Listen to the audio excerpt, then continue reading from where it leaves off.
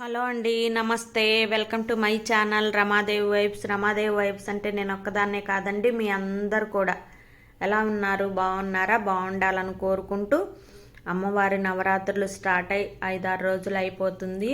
అప్పుడే నేను కొంచెం హాస్పిటల్ పని మీద వెళ్ళి హైదరాబాద్ వెళ్ళి చూపించుకొని కొంచెం అమ్మవారి నవరాత్రుల్లో అమ్మవారిని దర్శించుకోవడానికి చాలా లేట్ అయిపోయింది. అయితే అమ్మ కూడా చాలా రోజుల తర్వాత మీ ముందుకైతే వస్తున్నారు. ఎందుకంటే అమ్మ నా కోసం మొక్కుకున్నారు. ఆ దుర్గమ్మ తల్లికి విజయవాడలో వెళ్ళి కొబ్బరికాయ కొట్టి మొక్కు తీర్చుకోవాలని అమ్మ కోరిక. కానీ అమ్మ హెల్త్ పరంగా కొంచెం వెళ్ళలేని పరిస్థితి. అయితే చాలా లోపలైతే బాధపడుతూ ఉండేది. అమ్మ ఎక్కడైనా అమ్మవారి దుర్గమ్మ టెంపుల్ ఎక్కడైనా ఉంటే తీసుకెళ్ళు అని చెప్పేసి, నేను బస్టాండ్ అవతలైతే అమ్మవారు ఉన్నారు, అక్కడ తీసుకెళ్దాం అనుకున్నా. కానీ ఈలోపే దసరా అనేది అమ్మవారి నవరాత్రులు అనేది స్టార్ట్ అయిపోయి ప్రతి గుళ్ళోనూ అమ్మవారు వెలిసారు.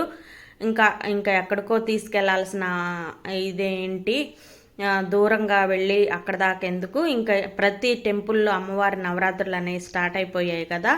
అమ్మవారే నా కోసం వచ్చారని చెప్పి చాలా సంతోషంగా ఫీల్ అయ్యి అమ్మ అయితే గట్టిగా అమ్మవారికి నమస్కారం చేసుకొని అమ్మవారిని స్మరించుకుంటూ ఉన్నారు. ఇప్పుడైతే నేను గార్డెన్స్లో ఉన్న అమ్మవారి దగ్గరికి అయితే తీసుకొచ్చాను అమ్మని.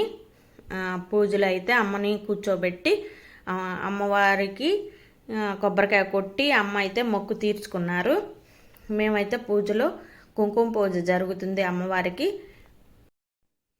5వ రోజు ఈరోజు శ్రీ భవానీ అలంకరణ అమ్మవారికి అలంకరించారు. అయితే అమ్మవారికి ధూపం దీపం నైవేద్యం సమర్పించడానికి ఇలా అయితే కట్టెన్ అయితే వేస్తున్నారు.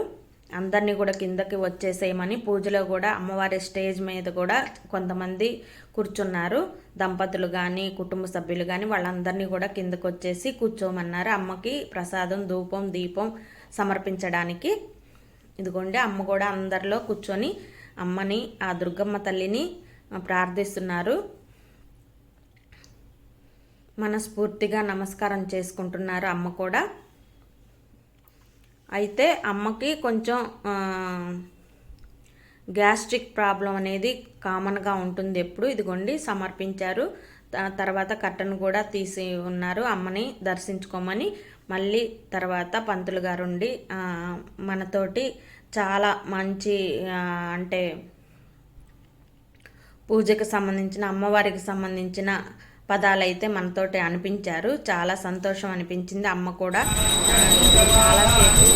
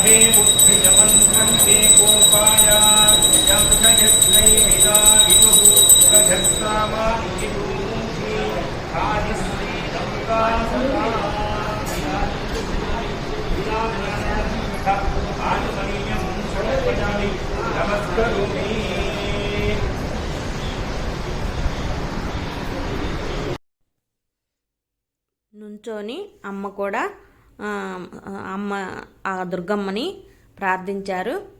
ఇదిగోండి పూజ అయితే చక్కగా అయిపోయింది. అమ్మకు కొంచెం హెల్త్ బాగా లేకపోయినా ఇక్కడికి వచ్చిన తర్వాత అమ్మని దర్శించుకున్న తర్వాత చాలా ఉత్సాహం అనిపించిందంట. నాకు చెప్పారు.